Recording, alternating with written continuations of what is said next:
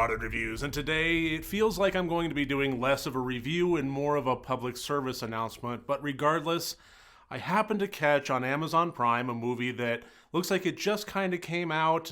Maybe it was made in 2016 but distributed in 2021. Either way, Letterboxd has it as 2016, IMDb has it as 2021, but regardless, the title of the movie is No Reasons.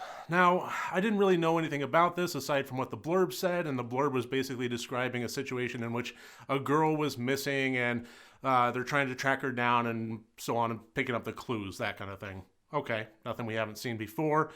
And it didn't have a whole lot of reviews or scores or anything, but what there was very positive. It was at that point rating something like a 7.4 out of 10 accumulated on IMDb, which is pretty good. So I was figuring maybe this one's a diamond in the rough. Maybe this one just needs a little bit more exposure. Rotted Reviews into the fray. And unfortunately, I have to say that not only do I not recommend this movie, I actually advise against watching it. This is something I very, very, very rarely do, if ever, but I'm not going to bury the lead. This one should be avoided. Now, why do I go to this level of extreme? I'm not known for going to levels of extreme. I'm known for finding ways that a movie can work. You know, it's just the most terrible dreck in the world, but if you're in the mood for terrible dreck, here you go. So why do I put myself in this position of actually advocating against a movie?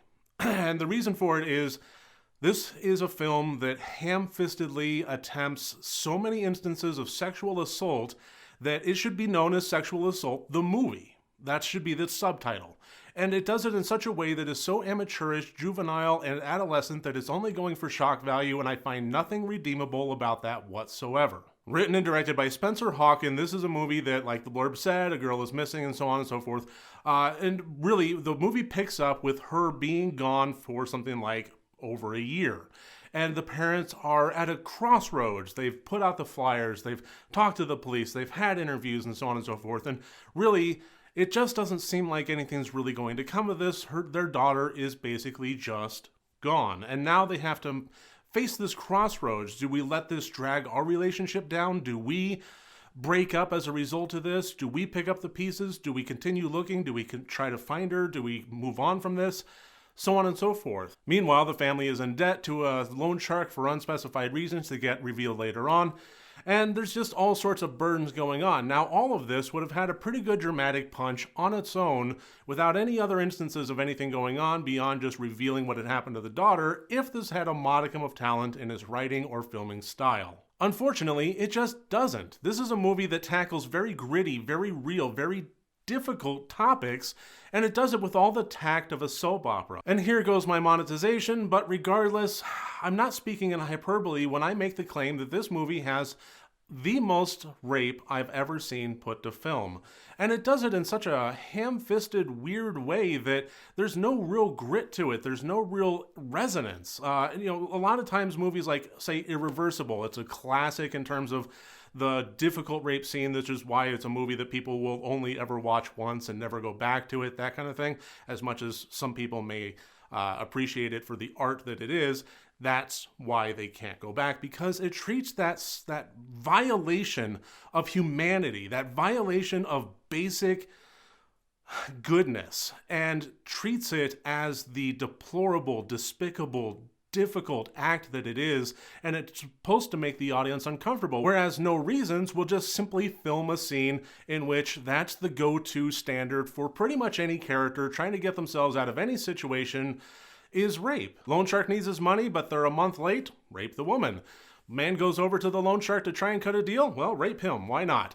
Loan shark gets his comeuppance towards the end, well, let's go ahead and rape him. It's just the big thing that keeps happening, and it never actually happens with any of the weight that this act deserves. This is a movie that offended me, and I don't get offended very easily. And the weird thing about it is, I didn't get offended by the content on the screen.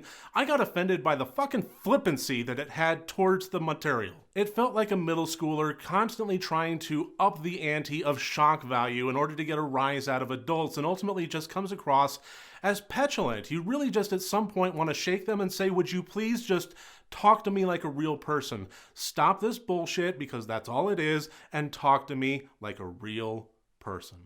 That's all I really wanted out of this movie, was to stop with the bullshit, stop ramping things up, because that's all this movie did, was continually ramp things up to try and go for shock value, and ultimately it just exposed itself for the shit that it was. And that's why I'm so angry with this movie. It's not the worst film I've ever seen, far from it.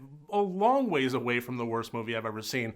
However, the one thing I kept thinking was, God forbid somebody with a past of sexual abuse like myself would kick this on because it's on Amazon Prime and highly rated, and stumble into something that they did not expect with this amount of flippancy towards a very serious topic that causes them to be triggered and causes them harm to be shown in such a light. And that is why I'm advocating that this movie should be passed by. It's not shock value in terms of anything that would be a dare. It's not a Serbian film. I don't think there was actually any nudity in this movie. It just simply was... it was grotesque. And it wasn't really worth watching in the first place. The real plot and everything going on with the characters was just not dealt with in a very real or very interesting fashion. None of the characters were relatable. All of them were terrible people.